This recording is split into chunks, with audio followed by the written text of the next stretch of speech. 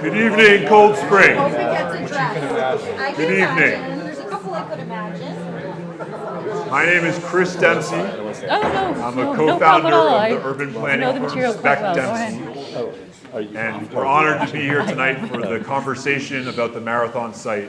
And I want to express my gratitude to all of you who have been engaged with us in the last 4 days.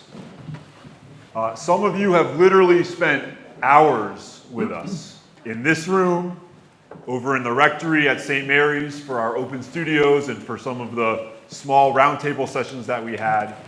And the conversations that we've had, the energy that we felt is a testament to how much you care about Cold Spring and how special this village is.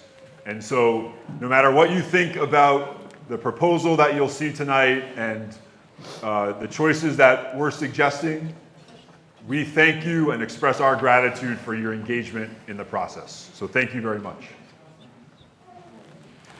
This is the last 4 days. Again, we were here on Monday evening, and we started on Tuesday morning to draw our design team. We started with a blank sheet of paper. We really had nothing preconceived in terms of what to plan. And because of the conversations we've had with you and our design team getting feedback as you looked over our shoulder, you can see some images here of folks in our open studio. We've developed a couple of plans that we're excited to share with you tonight that are their concepts, their ideas, but they were all developed in the last 4 days. I want to invite up the proponent of this proposal, the person whose firm owns the marathon parcel, who's also a resident of the village. Sean Carney, please come up and just say hello to folks and talk a little bit about the project. Sure, thanks, Chris. So good evening, everyone. A lot of familiar faces in here that I've met before and met this week. As Chris mentioned, my name is Sean Carney. I live here in the village, have so for over a decade. I'm also the president of Carney Realty and Development Group, the company that owns the marathon site. I know everyone's schedule is extremely busy with family and work commitments, so I just want to say I do greatly appreciate you spending time and participating in this process as we're visioning and planning for not only this site's future, but the village's future. So Chris asked me to give the opening remarks tonight. For anyone that was here Monday, you'll know Dar Williams was kind enough to give the opening remarks on Monday. So a bit of a disappointment to see me. I'm a bit of a downgrade. But although the opening remarks are a bit of a step down, I think the presentation tonight is going to be a big step forward. And I'm pretty excited for all of you to see the work that's transpired these past few days. So as Chris mentioned, I do live here in the village, and I'm in a pretty unique situation where my wife and I were raising our daughter. We obviously love this community. We take a lot of pride in it. We're digging deep roots here. And it's for that reason that I've put together this development team, which quite frankly is the best in the business. They're the gold standard. Not only nationally, but worldwide, for putting together these well thought out community developments and plans. And what's interesting is they don't come to the table with a fixed plan, like typical development. They come to listen first, right? And that caused some confusion in the beginning, and I understand that. But this week was all about listening and creating a vision and a whole visioning process. We've made no applications to the village. We haven't submitted to any village boards. There's been no submissions, no applications. This is just a first step.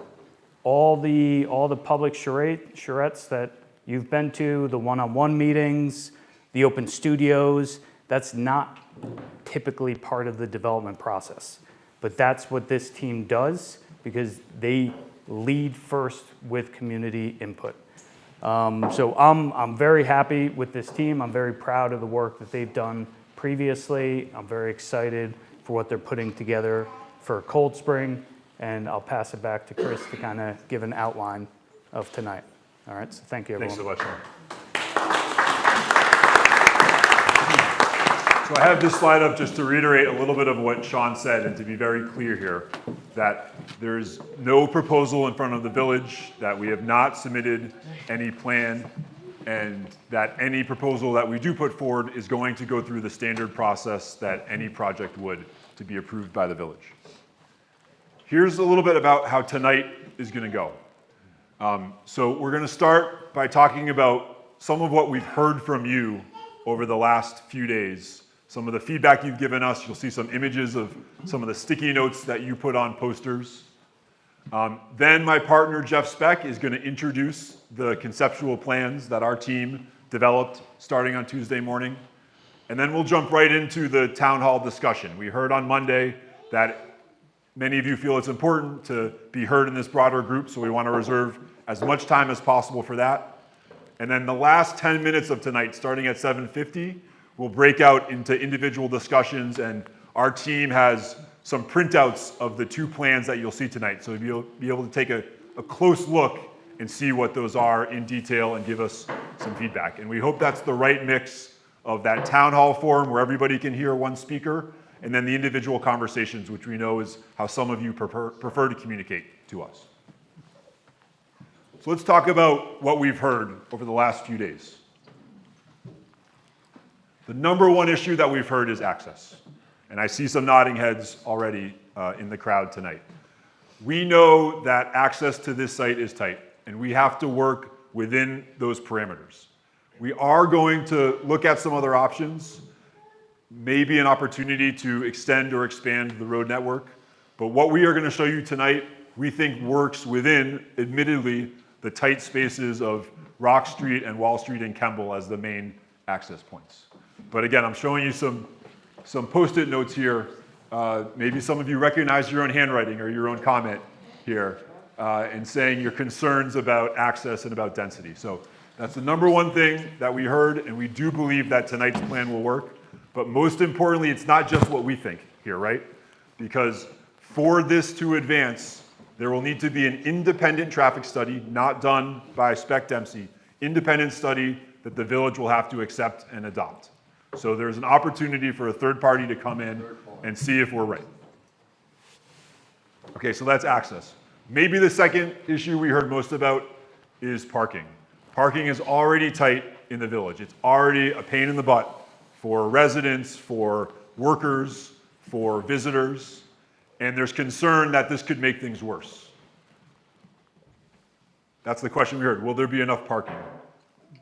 We will be providing off-street parking sufficient off-street parking for every resident of this plan that you'll see tonight. So not adding to the constraints of the on-street parking supply.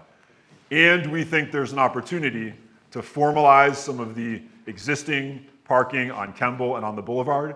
And maybe more importantly, you'll see us propose a new street that will have parking that would be publicly available on both sides of the street. So we are talking about adding dozens and dozens of new formalized parking spots that anybody could park in according to the regulations of the village. Someone suggested just build a parking lot. We're not going to show you that tonight, but that speaks to the desire to see more parking. We get it. We hear you.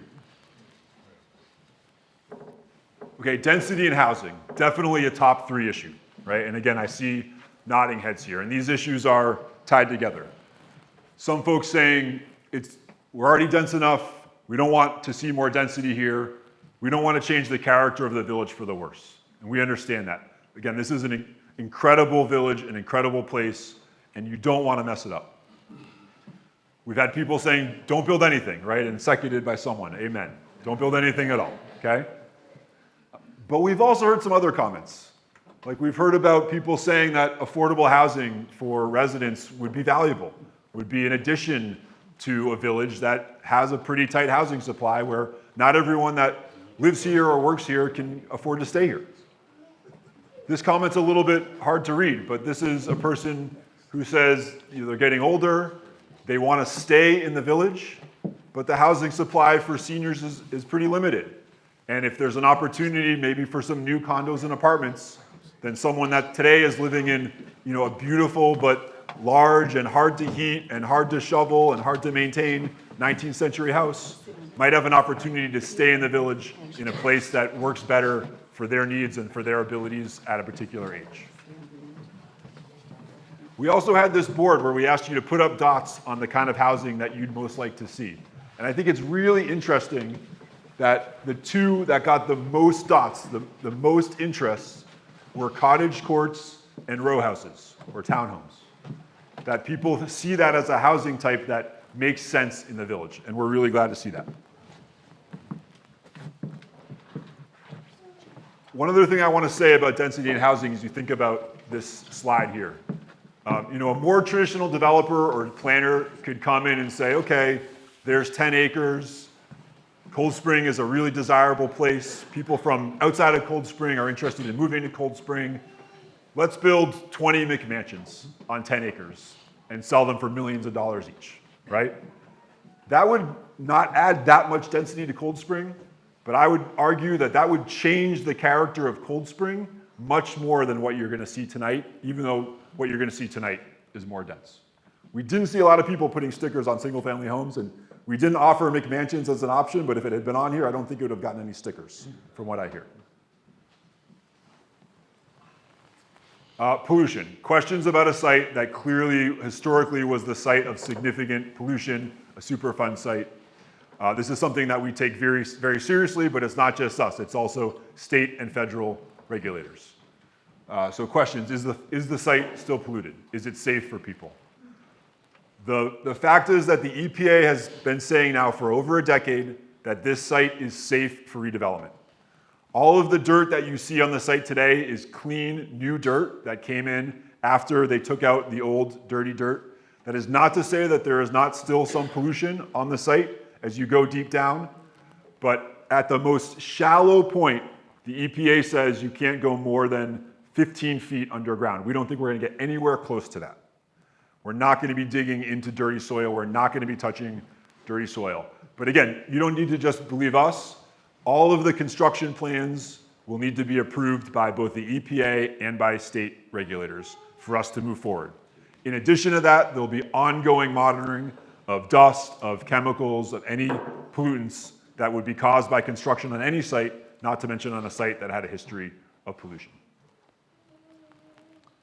Traffic safety, we heard this a lot as well, and I think in particular around the Montessori school, at drop-off in the morning and at pickup in the afternoon. Here's, again, a little bit hard to read this comment, but this is from a parent who says, I do drop off and it feels unsafe to walk my child across the street because all the drop-off that's happening. The plans you are going to see tonight propose a new arrangement of Rock and Wall and Kemble as they come together right near the Montessori school in a way that we think will calm traffic and improve accessibility at the same time. Today there's a lot of 3 or 6 point turns happening there in the morning. Someone's coming in, someone's coming out, someone's turning all at the same time. The plans you're going to see will, again, improve that safety dynamic and calm traffic, especially right in front of the school. Green space. We've heard from many of you that you care a lot about green space in Cold Spring, and that means both parks and greens and recreation space, but it also just means nature. There's nature on this site, there's nature nearby. We've heard about fox dens and coyote dens, and we know that the bluff here is a prime spot for bird watching, maybe one of the best bird watching sites on all of the Hudson Valley. So what you'll see from us tonight is the creation of, and here's people that put dots on green space being important. What you'll see tonight from us is a plan that creates different types of new public green space, including a green space that could have a playground or could be a place to have a picnic, have a concert outdoors, and a new park and green space on the bluff area overlooking the water. Today, that space has been kind of a dumping ground. You can walk through there and you can see an old beach chair that's been there for probably 35 years. You can see auto parts that are there. And in the future, you might see a walking path and you might see benches and the ability to look out onto the marsh and sit with someone you love and watch the birds or watch the sunset. No more buildings at all. We can't promise that, but we hear you. We hear that that's a sentiment. There are people that believe we shouldn't build anything. We hear you. Okay, so I want to thank you again for sharing that feedback in one-on-one conversations in the town hall format that we had on Monday. We have heard how much you care about this community and some of the things that are most important, and we have tried to address those issues in the plans that you're going to see. Again, we appreciate you being a part of that process so that we can put something in front of you that we think responds to as many of those issues as possible. With that, I'm going to turn it over to Jeff, who's going to walk you through some of the ideas that we use to get to the plans and then actually the plans themselves. And then we'll hear some more from our architects. Thanks, Jeff. Hi, everybody. So on Monday, let me just say, I've got about 90 minutes of stuff for you, but Chris tells me I have 25 minutes, so I'm going to go really fast. But I didn't want to withhold a very short version of what I wasn't able to show you on Monday, because I think it's really important to understand the philosophy and the intention that we bring to our work so that you might regard more objectively the choices we make in the plan. So I want to talk a little bit about what I call my general theory of walkability, and to simply ask the question, in America, how do you get people to walk? When most people own cars, the car's there in the driveway between you and everything, it's so easy to fall into it. And the answer is that if people are going to walk instead of drive, the walk has to be as good as the drive. And it has to do four things simultaneously. It needs to be useful, it needs to be safe, it needs to be comfortable, and it needs to be interesting. So each one of those categories places certain demands on any new neighborhood. The useful walk is the fundamental new urbanist story, and Dar Williams talked on Monday about how we were new urbanists. Well, what does that mean? We kind of built our reputation stressing the distinction between villages and sprawl, or neighborhoods and sprawl. So we always contrast, the traditional New England village where we're from. This is Newburyport, but you could just as well be looking at Cold Spring and asking what makes a village different from suburban sprawl, which of course is the way that most of America has been built for the last 60 years and why most people hate growth. The answer basically is that traditional neighborhoods are diverse, particularly diverse in use, they're compact, and they're walkable. Sprawl, of course, is the opposite, and it's fun to break it down into its parts. These are parts of single use, so places where you only live, places where you only work, places where you only shop. And these are the two models. And we showed this diagram to communicate that it's the same stuff. But we used to build villages like yours, and now we build pieces of single-use sprawl that, of course, is not encouraging people to walk at all. Now, you are the village model. You've got the small blocks. You've got the diversity of use. You've got different building types, different activities, not just commerce and living, but schools. You've got tractor repair. You have lots of different things happening. So that's the first category. The safe walk addresses the issue that many of you raised with us. We are currently experiencing a traffic violence epidemic in the US. You may be aware. You are 78% more likely to be killed as a pedestrian than you were 15 years ago, for a number of reasons we don't need to get into. But as designers, our principal objective then is to make places where people don't speed, because speed is the principal factor in the injury or death in a car crash. So what are those factors? Well, you can certainly put up speed limits, and speed limits help. But it's more important to have an environment which just causes people to go more slowly.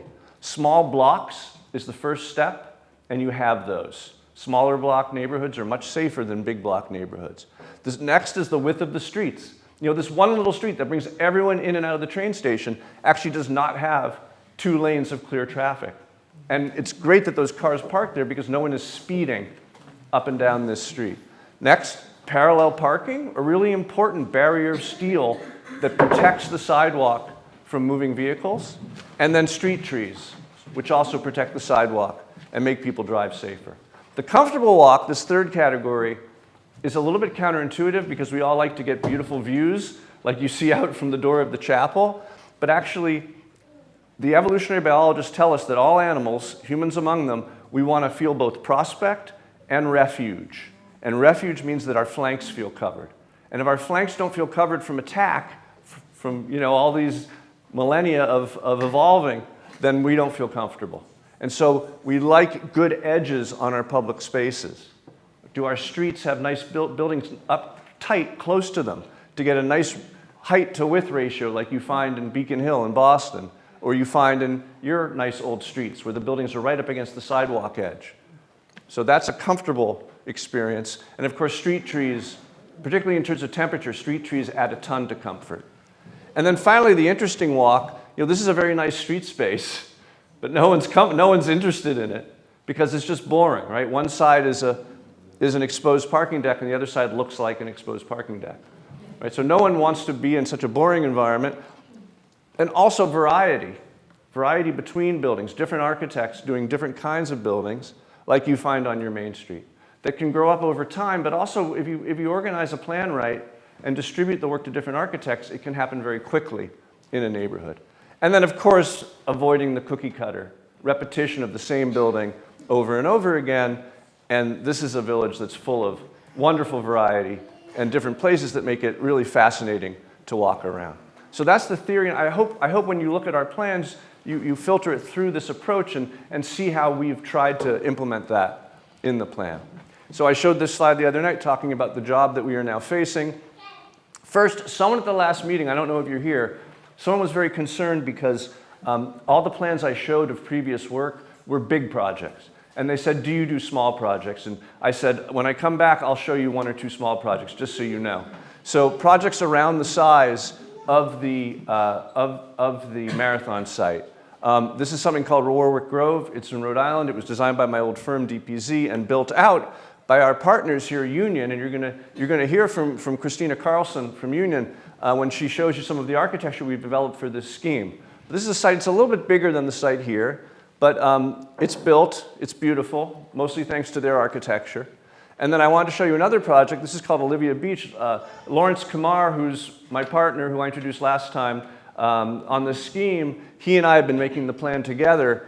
He designed this lovely neighborhood called Olivia Beach on the West Coast. It's almost about the exact same size as the marathon parcel. So, some of us do bigger plans or smaller plans, but it's the same approach for both. Now, the parcel, you know it well. It's 12 acres, of which about 10 are clear of trees. Lawrence drew this beautiful map that kind of locates the site within the broader context of Cold Spring. You see some really important things, the river that originally brought people to the site, the train which eventually brought people to the site, then the state roads, the now state roads that came in. You see where we've kind of located the heart, which is the middle of the main street in terms of where the shopping is. And then we always draw these 5-minute walks because 5 minutes is the distance that most people will walk and choose not to drive if it's at all pleasant. They won't even think about driving if it's at all pleasant. And of course, people here happily walk this far. And you see that most of our site is within this 5-minute walk area. You also have the beautiful greenway along the edge of the Forge Preserve. You have the Foundry area, the Foundry Preserve. You have the old Foundry area up here. And a really, it's not often we get to work in a place where the town is essentially one big neighborhood. But it really feels like that, and the village, excuse me. And the technical term village means a neighborhood standing alone in nature. And that's largely what we have here, and it's really lovely. So the site is visible down Kemble. You turn the corner on Main Street, and you see it immediately. It welcomes you downhill. It has some interesting topography, but it's all pretty rolling. Only these edges are a little bit steep. It's also kind of a bowl, so it's below its neighbors to the north. It's below its neighbors to the south. Everyone gets to look down on it, which I think makes it a little less intimidating, perhaps. The topography is gently rolling. Chris mentioned some of the detritus that we found in the woods, which, if they were cleaned up a bit, could be a lovely extension of the Foundry Preserve park that reaches up the hill into the development. And we very much want the eastern edge of this development to be a piece of parkland that overlooks the Foundry Preserve below. When you're on the site, of course, you see the same beautiful bluffs across the Hudson that you see from here as well. We want to frame some of these views in our site plan so that you're focusing on them when you're in the community. And then there's some challenges, right? The sidewalk that ends before we get to the school. Wall Street, a cop car bottomed out while we were standing here, turning around the corner. And then, of course, there's the school further down the street, a little bit to the left here. This is where people drop off their kids and then do the three-point turn to get back where they're coming from. You see people park here, overflow parking or school parking, and there's a lot of parking on this edge as well. And the mouth of the boulevard is extremely wide. Right? So any development on this site needs to address the high-speed asphalt condition of this intersection where you can really speed through it. And so we're going to, as Chris said, we're going to talk about this corner quite a bit. So when you look at a site like this, we like to do what are called scale comparisons. And we said, what would it look like if a piece of downtown Cold Spring, reaching from Main Street over to Northern Avenue on Fair and Garden, what if we laid that piece on the site? And this is what that looks like. If we were to grow, a more intense part of Cold Spring onto the site, which has the equivalent of about 146 residential units, which is more than we anticipate probably in this project. And then we also look next door at Forge Gate. And so what happens if Forge Gate comes to the site, and actually with a whole bunch of nature surrounding it, you can actually put 2 Forge Gates on the site, which would be 136 units. Neither of these are really the exact model that we're going to be using, but it's very helpful to understand the capacity of this property. So, what's next? We first started, and you just have to take my word for it, that we started with nothing, and in one day, we produced 12 plans. This was 5 designers in one day, and then we had a pin-up at the end of the day and said, what do we like in these plans? What do we not like in these plans? This was the same day when many of you were coming in, a couple days when many of you were coming into the studio and telling us what you liked and didn't like. And some people were over our tables and said, can I see what you're working on? And we showed you. But I said, don't look too close because we're going to be throwing out most of this stuff. And we did throw out most of the stuff, but we ended up with 2 plans. And for tonight's purpose, these will not be the names of the potential names of the community. We're going to call Plan A the Amble because it's designed around a particular walk through it. And Plan B we're calling the Angle. So we have the Amble and we have the Angle. And you don't need to take pictures because we're going to have these up on the wall and you'll be able to see them more slowly afterwards. So I'm going to take you through each of these plans. I'm going to try and do it quickly, but also describe what we're doing. I mentioned Lawrence Kamar. He and I ended up doing most of the designing in the latter part of the charrette. And David Carrico, who's here with us as well, did the rough renderings that you're going to see of different locations in the plan, which will be made nicer subsequent to tonight. But let's talk about the Amble. So the Amble basically receives Kemble with a plaza. We want to have some retail, some mixed use, probably with some offices upstairs and probably with a lot of apartments upstairs. So all these schemes, let me step back a little bit to say all these schemes are going to have a little bit of office, probably. All these schemes are going to have a fair amount of apartments. Some of those apartments are going to be above shops, and some of those apartments are going to be in little apartment houses, little apartment villas. They look like big houses, but they might hold 6 apartments. These schemes all have row houses. These schemes all have 2-family houses. These schemes all have cottages, many of which are in cottage courts, which you guys liked, and they also have bigger houses. So both schemes you're going to see have all those things. But how do we locate them? Some of these earlier schemes, in fact, chose to locate the center at the center, the retail at the center. Some of them chose to locate the retail at the eastern edge. We pretty quickly reached the conclusion that the principal retail should be at the western edge, where it's basically visible basically visible from the downtown. So you can get there pretty easily. And what this scheme shows is a plaza at the corner. This is the scheme I drew first. And I liked it because it has your three basic open space, civic space types. It has the plaza, it has the green, and it has the park. So these three places are then linked with an amble, with a walk that goes through the center and connects all three very safely and with no cars along that walk. So at this corner now, you have the plaza with retail facing it. You have some parking hiding in the middle of the block, so you don't have to see it. And then you have row houses flanking, giving a nice firm edge. Remember, I talked about the idea of spatial definition and making a comfortable space. You have this outdoor living room, which is this town square, or green, with row houses facing it on both sides. There's one street coming in, and both schemes only have one major vehicular street, which isn't very wide, but it's a two-way street with parking on both sides that loops through. Now here, up against the houses on Constitution, notice these are big houses on big lots, right? Or medium houses, but the lots are large. And here we said, well, we're going to do the same thing. So we generally have an approach of like to like. If someone's backing up to us with backyards behind, big lots, then we back up to them with backyards along fairly big lots. So these houses here would be a lot like the houses on Constitution. They have driveways in the front, no alley, no lanes in the rear, and then there's all these beautiful trees that separate them. The street loops through. You pass the green, and then we have cottage courts. So these are cottages around a court, 12 of them.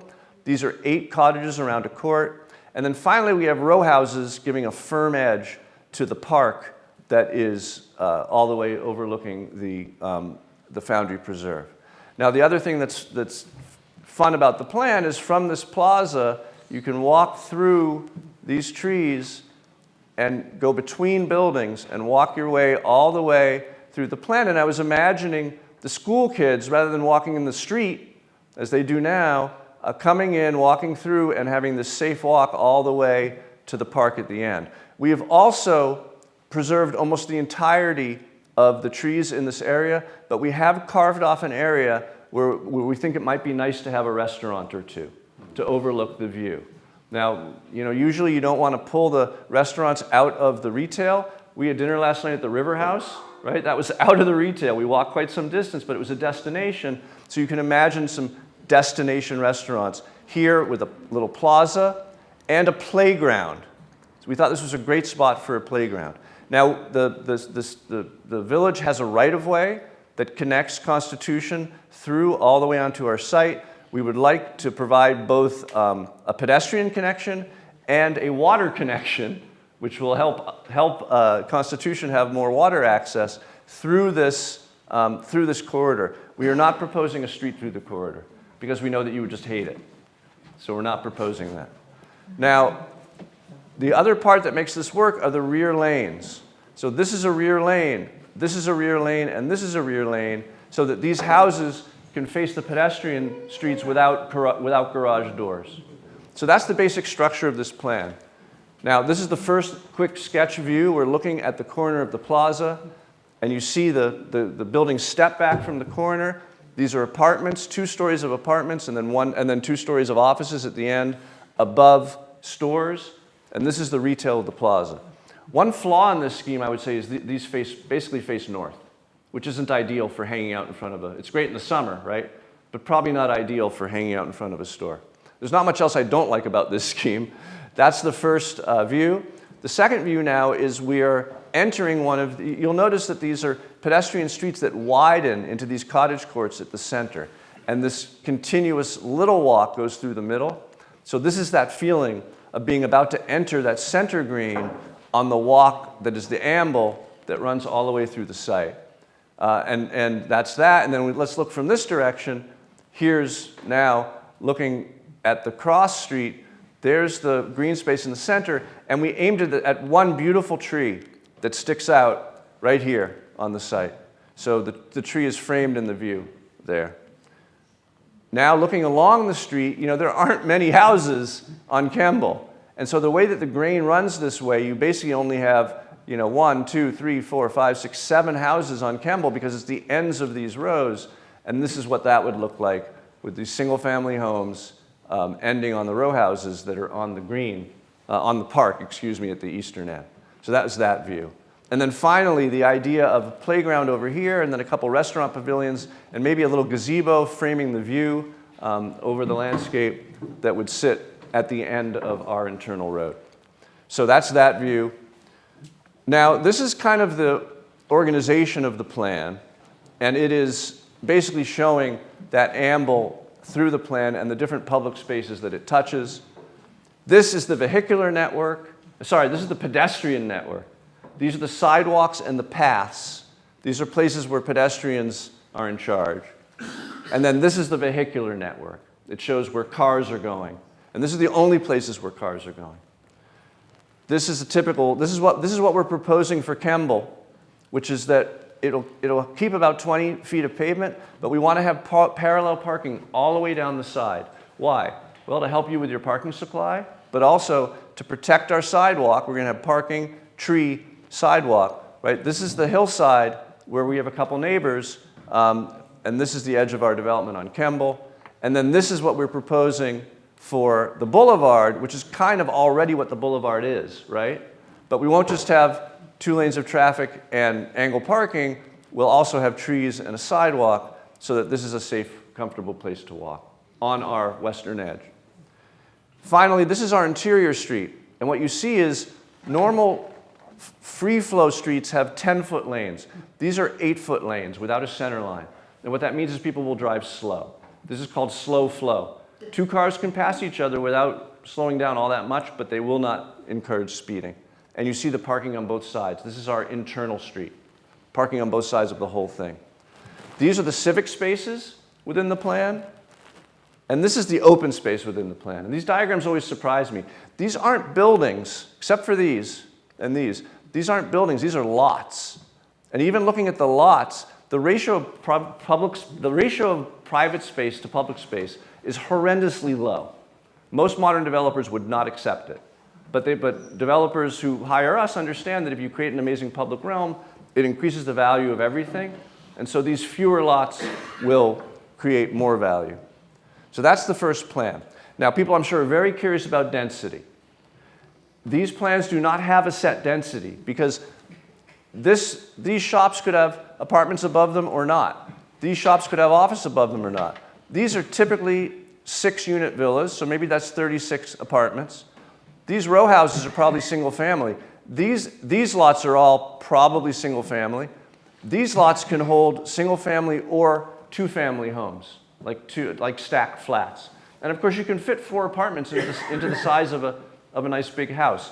So the density varies, but I'll tell you that doing this the way we normally do these neighborhoods, this kind of pencils out to between 100 and 125 units.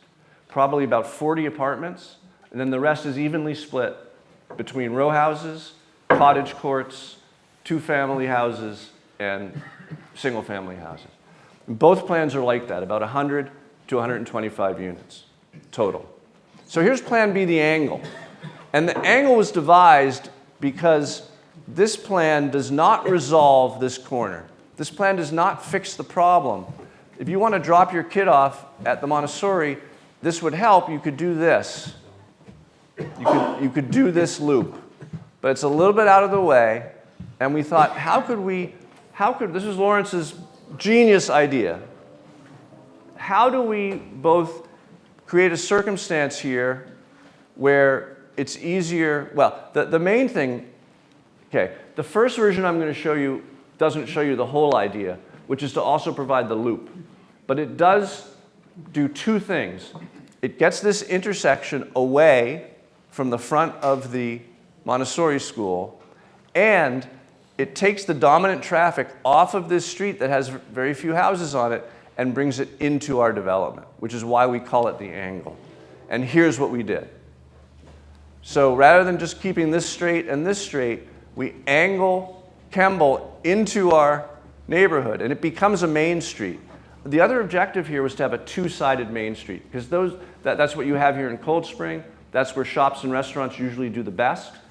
And so we have a two-sided main street here with maybe live-work units, right, row houses with shops in them, but these are real retail buildings that would have offices and apartments above. And what we do when we angle this down, then the boulevard also wants to angle and comes over here. It creates two really nice open spaces which accrue to the yards of the houses that own them, and it pulls this intersection away from the school. Now, it doesn't solve the turnaround problem, and we're going to show you at the end solutions which do. You would have to loop around and through like this, as in the other plan. But it gets the intersection away from the school, which we like a lot, and it also takes traffic off of Kemble and brings it into our internal street. The other thing you see happening here is because this angle was generated, and there's an amazing view of that bluff over there that's in a 45-degree angle here that Christina discovered. We've gone back into our rectilinear system on this edge of the plan, which allows us a big triangular green in this location. So you come down the main street, maybe there's a restaurant on the corner, and then the big town green is here, but in this case it's triangular. Triangular spaces are my favorite spaces. 2 weeks ago I was in the Place Dauphine in Paris, which is my favorite place in Paris. I hadn't been there for years, but I made it back for my anniversary with my wife. and it's a perfect triangle.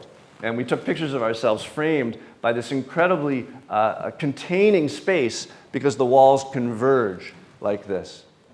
So that's the green. And then the remainder of the plan has a cottage court that's longer than the others. And this is principally row houses. Lawrence did a plan with mostly row houses. There aren't many bungalows or cottages in this plan. Just by moving the lot lines, you can change things from, making wider lots, a row house becomes a cottage, so it's flexible. You see the same approach here, but the great thing about these two triangular blocks is they both have extra room in them to hide parking. So the parking's not visible, but it's easy to get to, and it doesn't, wreck the experience of the street. And then you just have a normal block on this end, and a similar solution for the green at the end. So a few images of places within this plan. The first is just looking down the main street. It so happens if you look perfectly 45 degrees down this main street, at the end of the view, you're actually looking at the lovely old VFW hall, which is the termination of that view. So the Montessori school. David will forgive me for wrecking his rendering, but I put a little photo of the school there at the end of the street. So that's a lovely thing to terminate your vista on. That's that view. Now this street is a real main street, so we would have free flow lanes. We would have 10-foot lanes rather than 8-foot lanes because this is kind of a commercial street, but that's a normal width. This view now is looking down the side of the green from this alley opening. That's a lovely gate right there. So you're exiting the parking lot, and this is your view. And David only did one thing wrong in this rendering, which is that it makes it look smaller than it is. Because if he showed it accurately, it wouldn't feel like much of a space because it's so spread out. It's actually a lot larger a space than this image makes you think. But that is the central triangular green. And then here's another view of that green just from this location, looking at the other wall coming down, the idea of a restaurant on that corner. And then finally, the concept here, the angle, angling in, the angled square, and the angle out is the idea. This is the pedestrian network. And actually, if I can point out a flaw, this axis here through becomes a rear alley. So that's a problem with this part of the plan. You want the pedestrian network to not be a rear alley, right? But that's your pedestrian network. This is your vehicular network with the parking lots quite large. And then these are your civic spaces, and this is the open space. And again, most of it is open, and not that much of it is lots. Now, this corner fascinated us, and we realized, we asked how could we solve the turnaround problem and also maybe make a more dramatic entry. We came up with two ideas: a square about, it's basically a roundabout, but it's more civic, it's square, and a peel with drives. So this was my first solution, and you can see how it works. Basically, there's a square roundabout as you're entering. We didn't love this for a number of reasons. We thought maybe it directed people too much down the boulevard. We also felt it felt kind of urban and actually Parisian and maybe not appropriate to Cold Spring. And also, it's just a big piece of infrastructure. We thought, what if we keep the T the way we have it? But not many people are doing this turnaround, so let's just put in a drive, like a cobblestone drive, a driveway, a thick driveway, maybe a 12-foot wide driveway that you can loop around on. Similarly, you need to get to this driveway, this house here, unless they want to close it because it connects back there. So we put a little piece of loop here as well. What you're seeing here are like pergolas with benches, just framing the corner there, and then you have the two plazas where the building's set back. And contrary to the previous scheme, we made little plazas here on the corner to make, for sidewalk dining and that sort of thing. But we're very excited about this entry. So that's the angle. I showed you the amble. We pretty much favor the left side of the angle, and we pretty much favor the right side of the amble. So where we're going, we're not done, and as Chris has stressed, these are concepts. We're not done, but the splice is a plan that looks more like this. And we welcome your direction tonight, and we will listen to your direction tonight, but this is probably the direction that we feel this plan is heading in.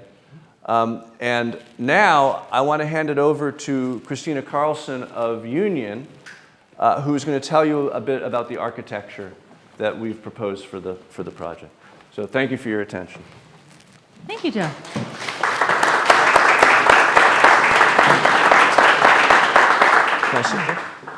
My name is Christina. It's been a pleasure working here in Cold Spring this full week. And this is the part of the presentation where usually I reach out to Rhinebeck or places farther afield to gather pictures and show you what great architecture we could bring to Cold Spring. And we didn't have to go any further than your Main Street because you have so many wonderful examples. And so that's what we drew our inspiration from, is the wonderful architecture that you already have in the village center. So you can see the variety of scales and types. You go from 1 story to 2 to 3 very seamlessly, different retail shops, spaces above.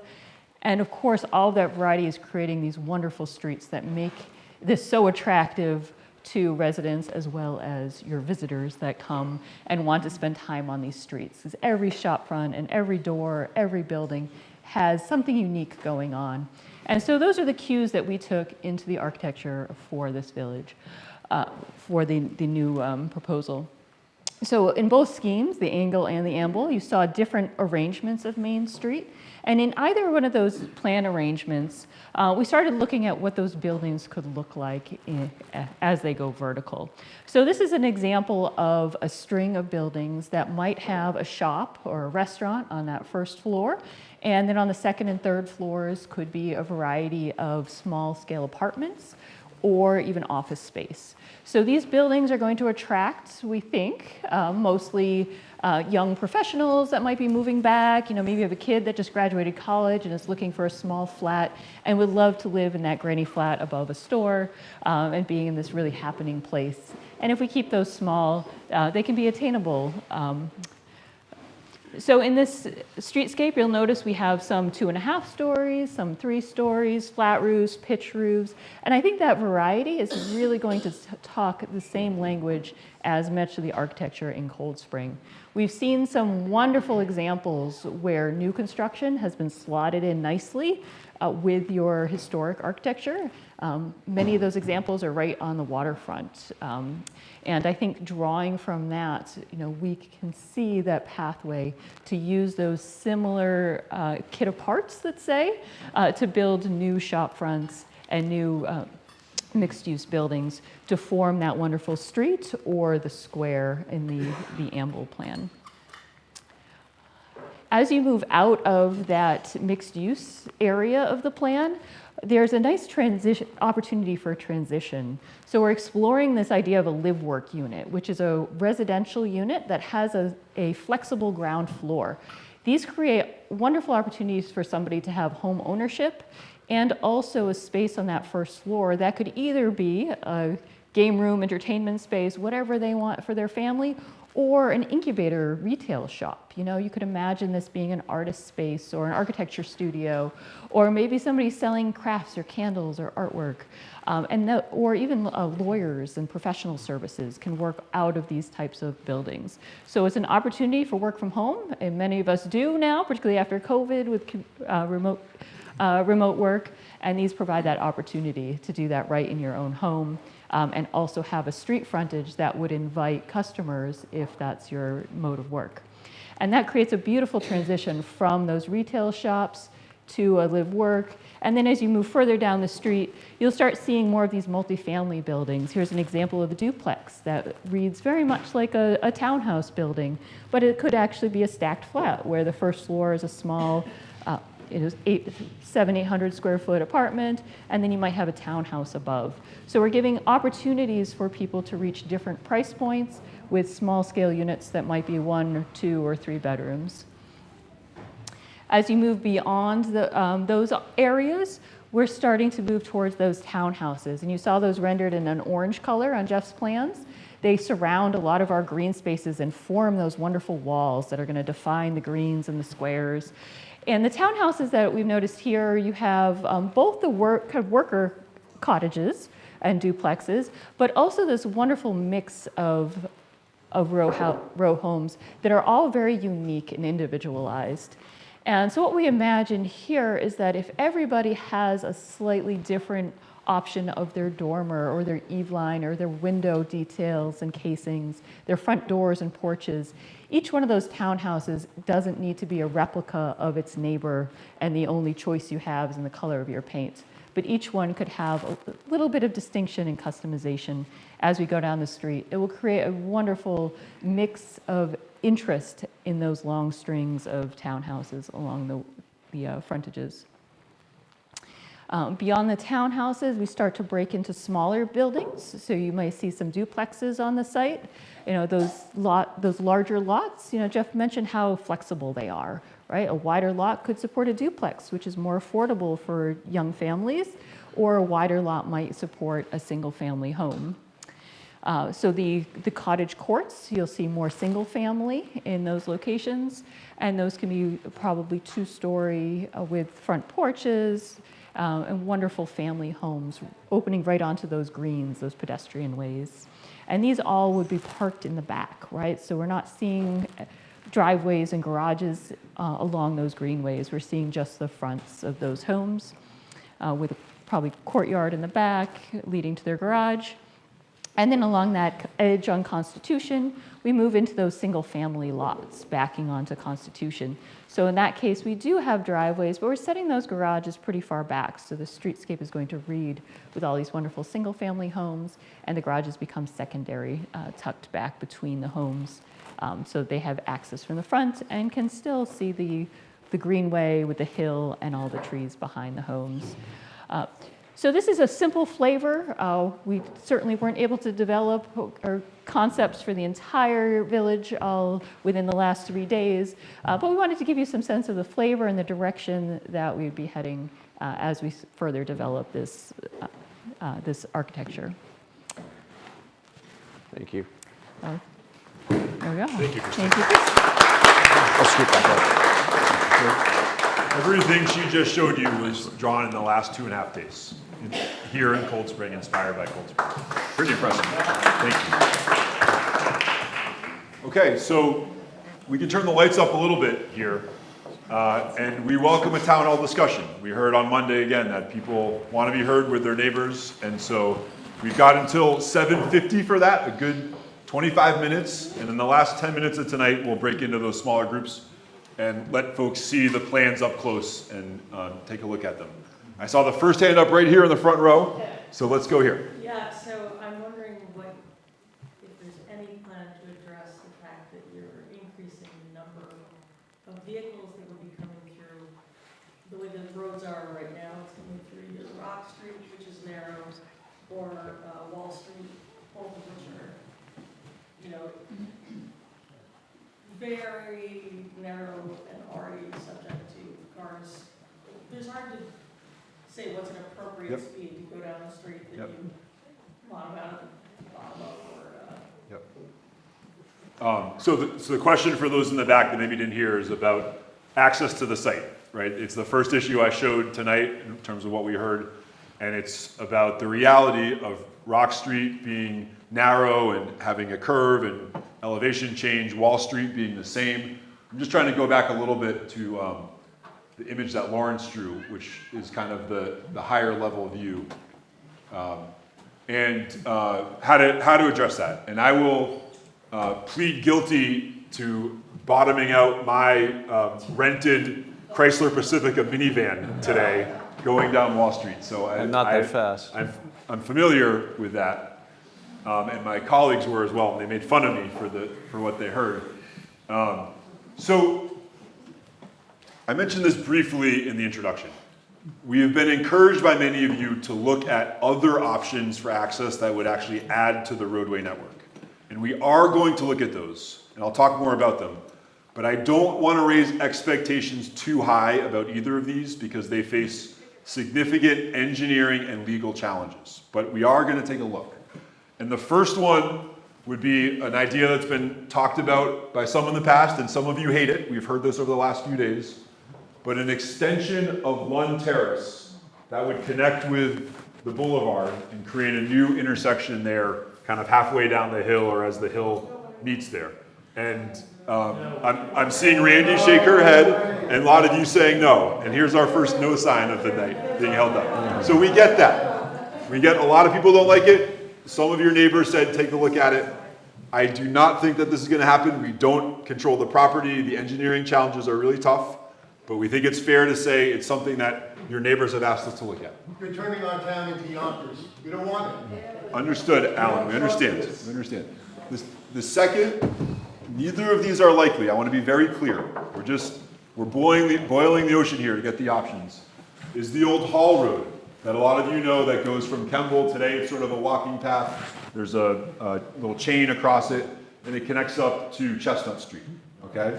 It was used at one point, we believe, by trucks that were hauling out. Never used. And we've also heard it's never been used. So I don't know the answer, right? So we think it's very unlikely, right? We think it's very unlikely because we don't know, again, we don't own the land. It's controlled by Scenic Hudson. We think it's very unlikely that they're going to want a new road there, okay? So I want to be clear. We are not expecting that these would happen, but we think we've been asked and we think it's fair to just look at them, okay? But what that leaves in reality are the three main streets. It leaves Rock and Wall and Kemble. And we, as I said earlier, we think that the plan that we have today works with those existing streets, even though they are narrow and they are tight. But it will be up to a third-party traffic study, not done by us, to determine whether or not we are right. We also think, and we've had conversations with some of you about this, that you know that Kemble in the past was a two-way street west of Rock and Wall. And whether that should be part of the conversation, maybe as a permanent condition, maybe just as a short-term condition during construction to take pressure off of Rock and Wall Street. We are not saying to you that that's the right answer. We're just saying to you that it's something that we're looking at and we hope that it can be part of the conversation. But it's not up for us to decide, that's for the village to decide, not for us. So I'm glad you asked it at the first question. It's consistent with what we heard from all of your neighbors over the last few days, that access is the key issue. We've heard that message loud and clear. We think we've got a plan that can work. It's not up to us to determine that. It's up to the traffic study in the village. But that's the kind of key conversation here. And that's the answer we have as of today. Yes, ma'am. I mean, it's easy to reduce the amount of traffic coming up Rock if you just have a lot less units. I mean, it's just obvious that if you have as many units as you're trying to stuff in there, you can achieve that with the access problem, but you won't have an access problem, you just have a lot fewer units, a lot less density. So, on some level, that's exactly right, of course, right? The math is that fewer units likely means less vehicle trips. It's not exactly a unit by unit measure though, because the reality is that different units have different levels of vehicle ownership and different levels of driving. So if we build, we're not proposing this, but if someone came and proposed 20 McMansions with 3-car garages, those are likely to have more vehicles and more trips per day than some of the studios and 1-bedrooms and smaller units that we're proposing that might have just one vehicle for a 2-person household, for example. Or no vehicles. Or no vehicles for a 2-person household. Yeah. So it's not simply a calculation of the number of units. It is certainly related to that, but that's not the only factor and the only variable. And so that's going to be up to the traffic study to look at and say, okay, well, how many vehicle trips are we actually expecting given the demographics of who could live here and the way that vehicles are used in Cold Spring today? One of the amazing things about Cold Spring, right, is that it is possible to make trips without driving. Much of the US, as Jeff showed in some of those images, right, those neighborhoods where it's 500 units of housing with not a single grocery store or a single shop or a single school, those produce a lot of trips because you can't do anything without getting in your car. Cold Spring, fortunately, is not like that. You can walk to the village, you can walk to the village center, you can walk to a train, right? You can walk to a grocery store. I know that's a high-priced grocery store, but it is a grocery store you can walk to. And so the average number of trips per person and per bedroom is a little bit lower in Cold Spring than it is in most of America. That's a wonderful thing, and it does mean that there should be fewer trips despite a significant number of units being proposed. Yes, sir, and then I'll go back over here. I talked to you yesterday about the water and sewer capacity, and the village said the sewer capacity can handle it. I just can't believe the water in the summer, we're all on water bans as is. And the other thing that's come up through the years is the impact it has on the schools. These single-family homes and stuff, the amount of children, Sure. It's going to impact the schools and our school tax. So the water and the school tax are, to me, a big issue, as is the sewer, but you assured me the sewer. Yep. They Well, assured you that the capacity was there. But I just can't believe the water is. Yeah. So we met on Tuesday morning with the gentleman who runs your water and sewer system. His name is Matt. Some of you probably know him. I want to be very clear that I don't want to put words in his mouth, right? He did not say to us, this works. He said, nothing I'm seeing gives me serious concern, but he's reserving his right to make his own determination of that and to talk to your leadership in the village. So I want to be very clear that I'm not putting words in his mouth. He's going to have a veto over this, right?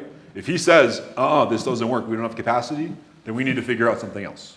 But what he said to us on Tuesday morning was, I'm not seeing anything that's so radical or is going to require so much water or so much sewage capacity that I don't think we can handle it and that I'm telling you to go another direction. So I know that there are occasionally water bans in the summer, restrictions on water, and that is a reality. It's also a reality that many days those aren't in place and that there is decent capacity in the system. That's true for water and for sewer. Jeff mentioned one small benefit here. If you look at Constitution today, I believe the last functioning hydrant is at the corner of Constitution and the Boulevard, that there's one or two that are further down the dead end on Constitution that the fire department cannot use because there's not sufficient water flow to those hydrants. And that's because Constitution is a dead end, and water pipes don't work well when they dead end. As Jeff mentioned, we are not proposing a street here, but we are proposing a new underground water pipe connection that would create a loop, create a circuit, and would bring back those hydrants. They would have the water flow sufficient for fighting a fire that they don't today because they'd be connected in a loop. So that's a small benefit, but it's an example of the way that infrastructure investment here can help improve the lives of people that already live on Constitution and in the village. School capacity, another big issue, and it's sort of like driving, right? Not every unit is the same. If you have 100 units of 3 bedrooms and 3-car garages, those are going to produce more children for the school district than if some of those units are studios and 1-bedrooms. And our understanding, based on the data, is that the enrollment at Haldane is flat to maybe even a little bit down in recent years. And They said it very clearly that well, they cannot take more students. Well, I don't speak for the school district, but just based on the data that we've seen, there may be some capacity in the school district because the numbers are down. As the village ages, as children go off to college and go elsewhere, there's not the same number of children and children per household as there used to be. And so there may be some capacity there, but again, that's the kind of thing that we'll look at and need to understand, and the village will have to make a call on that. I promised over here, and then we'll go to this lady here, and then in front. I have a comment and a question. As somebody who walks the streets of Cold Spring all the time, I think the idea that you think people are going to walk from way down there, on a regular basis, in the freezing cold, in the rain, in the wind, etc., is just ridiculous. That's just my thought. It's a long walk. You mean to the new retail area? To the whole thing. People walking. It's just a long walk. The other comment, or the question I have is, and maybe this has been covered. This is my first meeting. It sounded like there was a little wiggle room, but I'll believe it when I see it. What's going to happen to the 8 or 9 houses on the main block of Kemble Avenue that have no driveway? So I'll speak to that. Chris didn't mention I was going to say something. If Kemble becomes two-way, then those parking spaces go away. And that's why it's really contentious, and whoever parks there would need to somehow be made happy about that situation.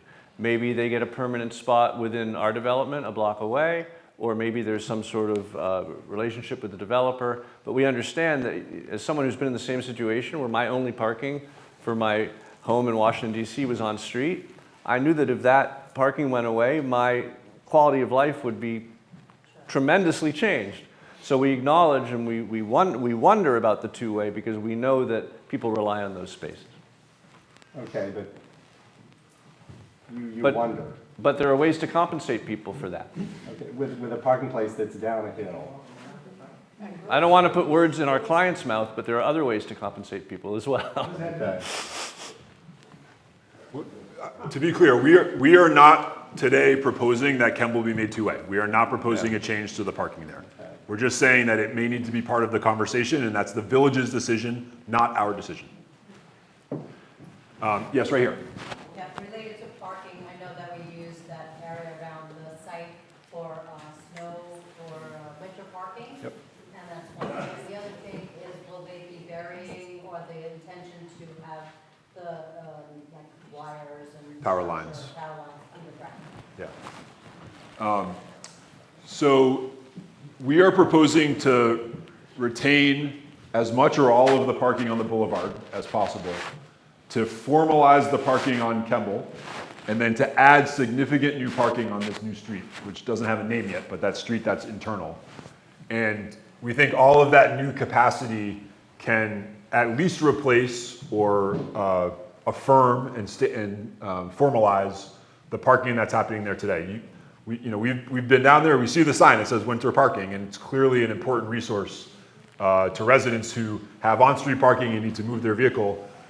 We also met with Robert, who runs the highway department and is apparently the best plow truck driver in the entire Hudson Valley, if you ask him. Yeah. He sounds pretty amazing at it.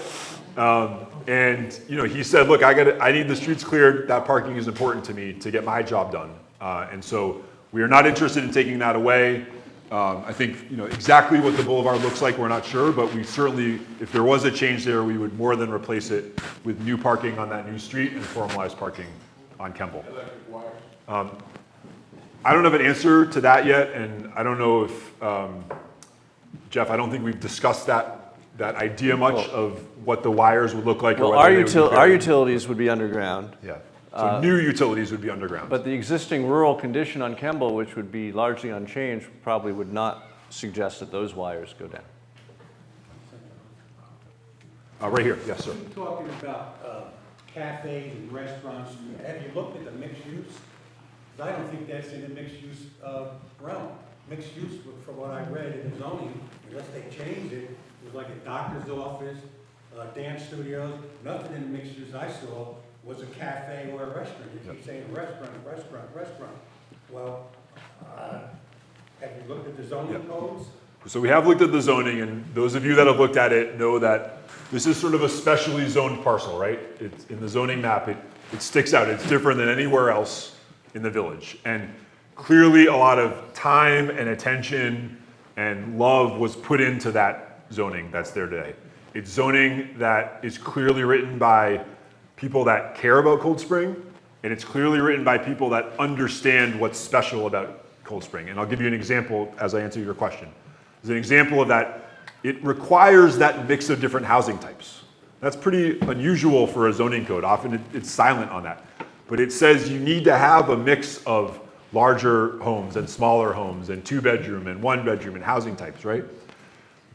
Part of what makes Cold Spring so special is that all that housing today is all mixed together. You've got factory worker housing that's around the corner from factory owner housing, that's around the corner from housing that was built by a baker or a shopkeeper or a teacher, right? And it's all there, and because it's at different price points, it means that people come to Cold Spring and live in Cold Spring that have different life experiences. Not everybody's the same as you would have if you were in one of those cookie cutter neighborhoods.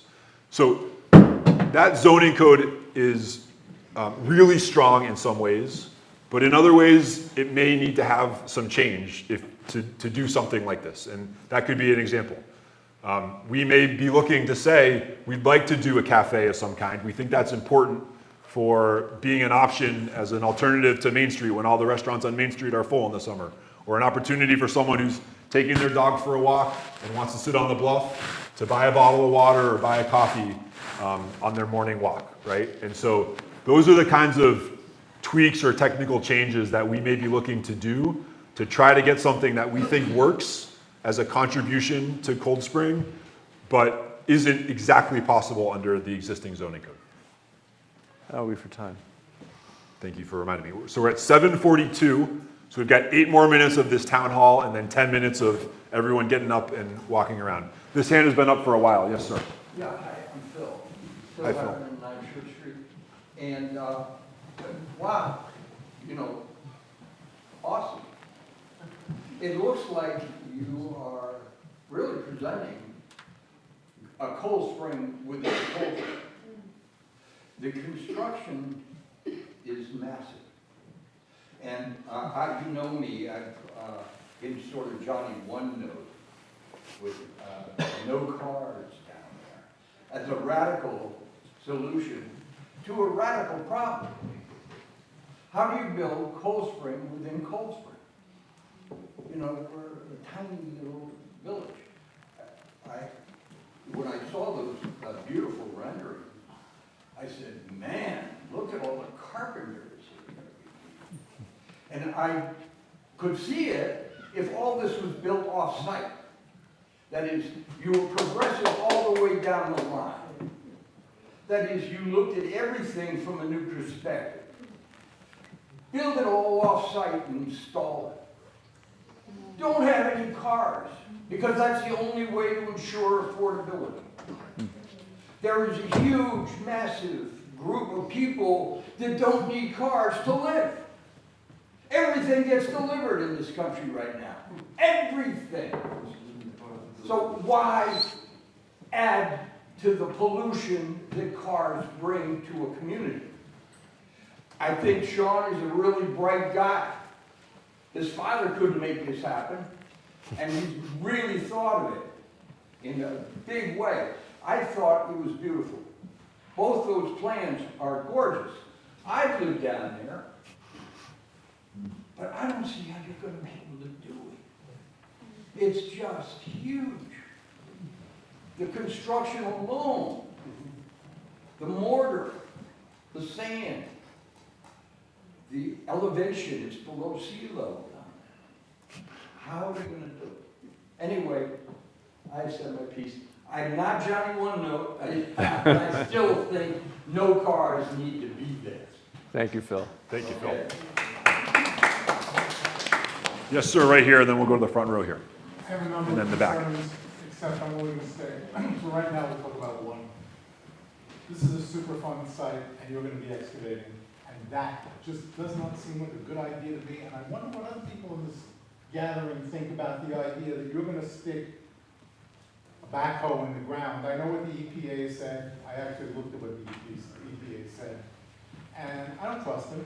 I don't see any reason to trust them. They've gotten it wrong before. Cold Spring does not need a love canal. And this is not a good idea for Cold Spring, based on that alone. Thank you. Thank you. Thank you for that comment. Maybe people are concerned about that. So, gentleman right here, and then right there in the back. All I want to say is there are less people on the right side, that's all. Aren't you going to respond? I'm not sure, sir, I really appreciate your comment. I'm not sure I heard a question. It wasn't But- a question, it's okay. putting to you, we have a problem. This is a problem. It's a problem for the people in the room. It's a problem for the whole community, and if it becomes a problem, you're gone and we're still here. Well, you've heard from the owner of the property that he lives in the village and plans to stay in the I village. understand that. That doesn't mean that it's still not going to affect me or everybody else here. I understand. People within So, close proximity. what, And we are in close proximity. So what happens when that backhoe goes in a little too deep? Or while they're excavating to put in your water line, oops. Yeah, so I'll jump in here. The reality is, I think part of the issue is this was remediated so long ago, right? And typically with brownfields and superfunds, they get redeveloped as they're remediated or shortly thereafter. But over 20 years ago, the EPA said this site was safe to be redeveloped. And we did not go forward with the development plan at that time, right? So there's this misconception that the site is not safe to redevelop, and that's just not the case. It's not a question of digging down deep, right? There's a plume of contamination underneath part of our site and underneath Constitution, right? That's a condition that exists, and it's in the groundwater. And the remedy is to eliminate pathways to human exposure. So the only exposure to humans for the contaminated groundwater is to have wells, right? Which any of those properties on Constitution can no longer have wells. And they recommend you have a radon system, a subslab depressurization system, which in Putnam County, I would recommend everyone have because we have high radon levels. And it works the same for the VOCs and the plume, right? So that's the outstanding remedy and solution. This should have been developed years ago, but at the time, the zoning was for light industrial, and we didn't really have an appetite to develop light industrial, right? And I think everyone got comfortable with this site being vacant and not developed. That's not my concern. My concern is what happens if you're wrong? What happens if I'm wrong? Or if you're wrong about what you're saying. If all the information you've got is great, I understand where it came from. I still don't trust the monitoring. EPA. Yeah, I mean, it's not like my call. I'm not smart enough for that, right? So first, it's the federal government with the EPA. Then second, we have environmental engineers that do what's called a soil management plan, right? And that's overseen and approved by the DEC.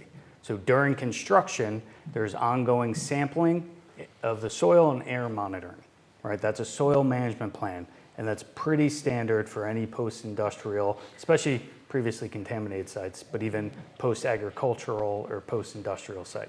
It's pretty rare that you develop anything in the Hudson Valley without having a soil management plan in place, right? So that's not me, that's the federal government, New York State, and licensed environmental engineers.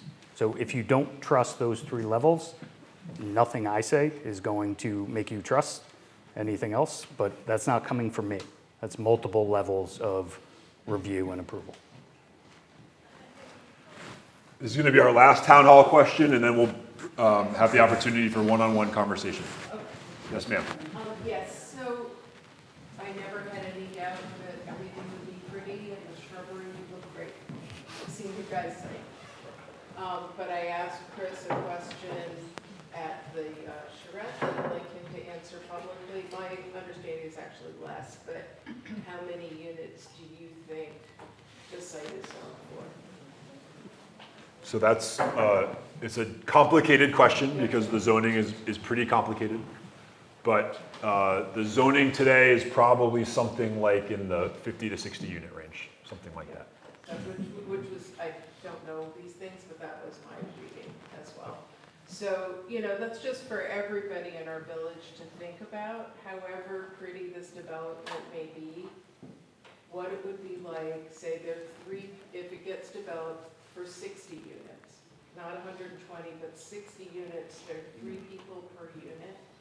That would increase the size of the number of people in our village by 10%. And talk about walkable, I don't know about you guys, but I can't get down Main Street on a weekend now anyhow, I just did. So, people have brought up, I think, really important issues that these guys are considering and everybody else is considering, water, etc. But just think, and cars and everything else, but think about the volume and what it would do to the town to have 10% more people, never mind 20% more people in the village. Here, here. Thank you. Okay, so we're at 7:50, actually 7:51. Our team is going to grab these posters here and the easels. What you'll see on these posters are the 2 plans that Jeff showed tonight. And we would really appreciate your comments, your questions, your feedback. We'll have some Post-it notes that you can put up right on those plans. And again, we're grateful that you're here, that you were here tonight and you took time with us. You want We me look to put forward this to one more up? conversation. Thank you.